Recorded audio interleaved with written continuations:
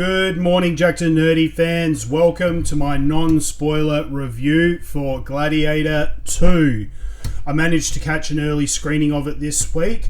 I haven't posted my review early because I wanted to take a day or two to think about it so I could give you a proper thought and opinion piece on this film. Now, that being said, I'm not saying it's a bad film, but I wanted to mull things over a little bit because I'm guessing for like many of you, the first Gladiator film played a very big role in your upbringing. It was an epic film of its time, so I wanted to be 100% objective with this review. Now, before I jump into that though, as always, make sure you hit that subscribe button so you never miss out on a video. And if you do enjoy our content, please make sure you give this video a thumbs up. So, Gladiator 2. Okay, so as I said, look, the first Gladiator film was epic. It played such a pivotal role in my youth.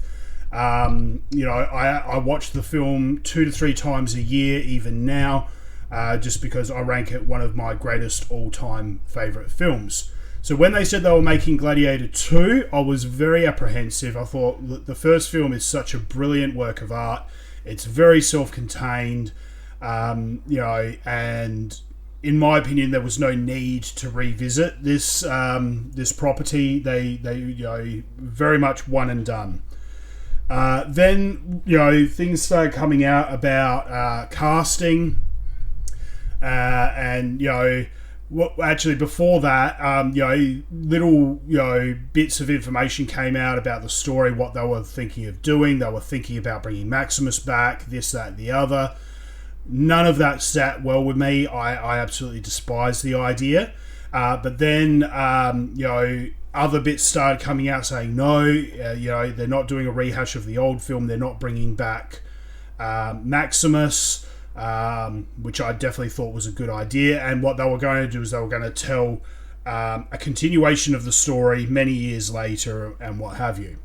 That alleviated some of my concerns with this film. And then they started bringing out casting. They said Pedro Pascal was going to be in it, who I think is an absolutely brilliant actor. The Last of Us, blew me away. He's got so many other great pieces, you all know Pedro Pascal. Then Denzel Washington was signed on, which I thought is another brilliant thing. Denzel Washington's an absolute icon in cinema. So I was intrigued. Trailers started to come out again. Definitely brought me back into the fold a little bit. So, my thoughts and opinions on Gladiator 2. So you can look at Gladiator 2 in two different ways. You can look at it as a sequel, or you can look at it as a standalone film. And I'm going to give you my thoughts and opinions on both. Let's start with as a standalone film. As a standalone film, this movie is, epic in scale, much like the first one.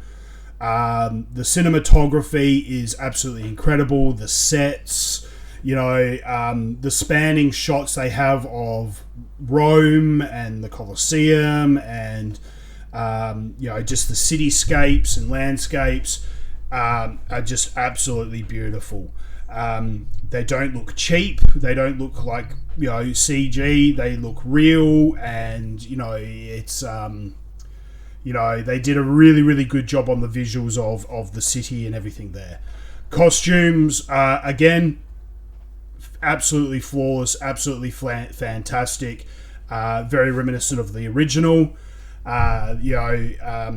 Just like Troy and all these other period pieces that they do, they've really done well on the costuming.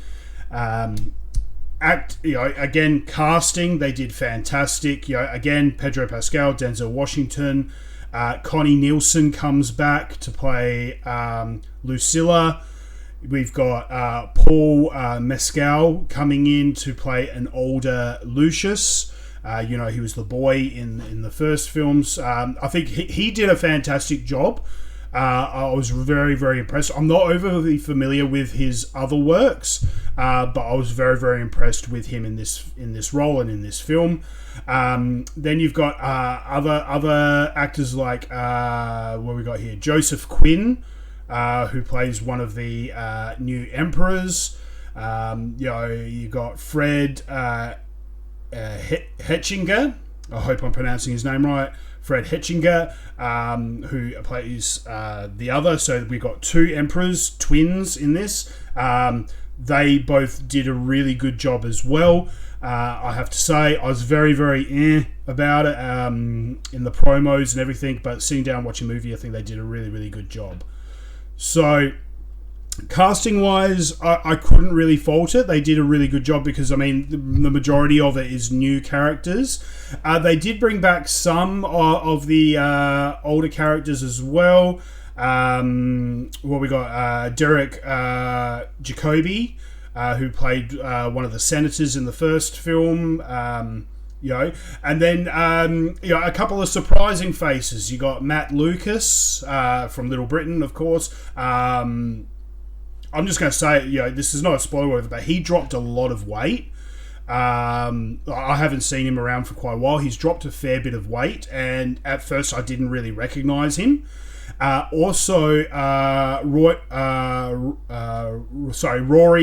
McCann. He's really, really good as well. And Peter Mensah, again, absolutely fantastic. So they really did a fantastic job with casting. Look, it's no real spoilers. You know it from the trailers. Basically, Lucius, ends up through various means becoming, for lack of a better term, a slave again, or a slave, or not again, and ends up becoming a gladiator, wanting retribution for the murder of his wife. From the general, who was played by Pedro Pascal. All of that's in the trailers, right?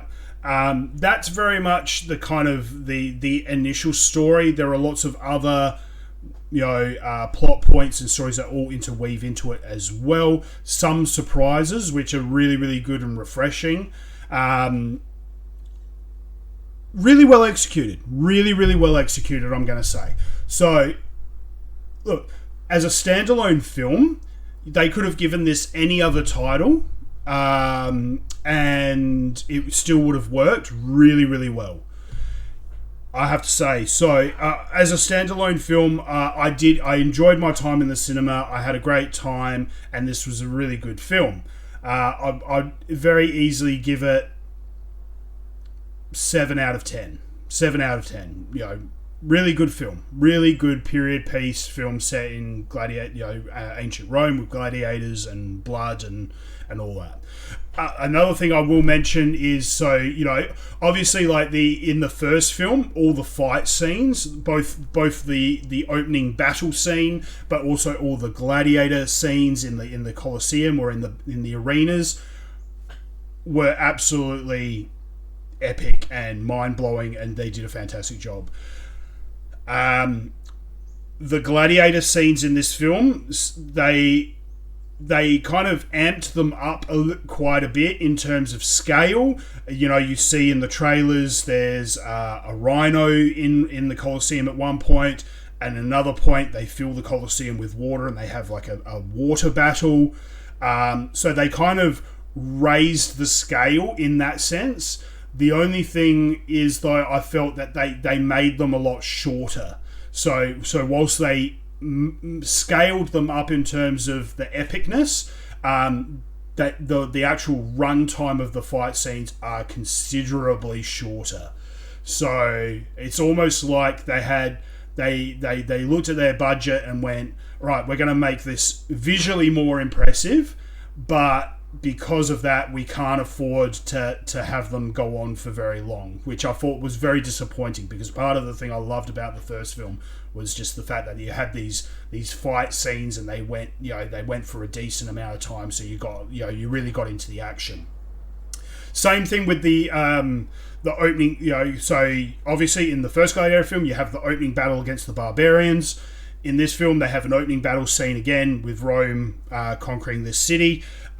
Similar kind of thing. The epic scope of the original battle scene in Gladiator 1 was massive in scope, and it went on for a good, I don't know, I'm just going to say 5 to 10 minutes. We'll say 10 minutes. I don't know the exact time, but we'll just say 10 minutes. This one, again, opens with the battle scene, but it only goes for like 5 minutes. It's very, very short. I mean, it's still quite epic in scope because you got ships and this and that, but it only runs for like half the time. So it's very kind of battle starts, battle finishes. And you don't really get that kind of that adrenaline pump that you got from the first film. So again, comparing the two, but in terms of this film, if it was just looking at it objectively as a standalone film, it was quite enjoyable and really, really good. Now, if you compare it as a sequel, it just does not stand up in comparison, and that's my personal opinion. I think the original film is a far superior film in every aspect. The cinematography I felt was better. The sweeping landscapes and visuals and scope of Rome and the buildings and this, that. As I just mentioned, the battle scenes were much longer and more epic. I just thought and just the story itself. The story itself in Gladiator 1, I feel is a far superior story than this film. This film, in some ways, if you look at it as a comparison, or like as not as a comparison, but as a sequel, you can kind of sit back and go, okay, they didn't invest as much into the story. They didn't invest as much into the epic scope of this film, and I felt that it was ever so slightly a bit of a money grab. They're going, hey, this film was epic, it did great at the box office, people love it, hey, let's go back to it and see if we can capitalize on it and make some more money. So that's why I'm of two minds of this film. As a standalone film, it was good. I enjoyed myself, I had a great time, no problem. But as a sequel, hands down, just does not even come close. As I said, I watch the original Gladiator film 2 to 3 times a year. This film I might only watch maybe once a year if I feel like it, so to speak. So as I said, so that's my thoughts and opinions on Gladiator 2. I would encourage everyone to go out and see this film because it is a great film, in its own way. Go out and see it at the cinemas on the big screen, so that you can really kind of, bring it all in and take it all in. See it at the cinemas. Make up your own mind. Hit me up in the comment section below. Let me know what you guys thought of Gladiator 2. Do you think it held up? Do you think it continued the story well? I'd be interested to know what everyone else thinks of Gladiator 2. Hit me up in the comment section below, guys. Smash that subscribe button. We got more content coming out, albeit over the next month or two. It might be a little bit more sporadic than what normal, as Mrs. Jackednnerdy and I are eagerly awaiting the arrival of our little baby. So over the next couple of weeks, as I said, it's going to be a little bit sparse. Obviously, because I'll be focusing more on caring for Mrs. Jackednnerdy and the new baby. But I'll still try and get these videos out to you wherever possible. So smash that subscribe button. We appreciate your support. Give this video a thumbs up, and we'll catch you at the next video. Until then, guys, stay jacked and stay nerdy.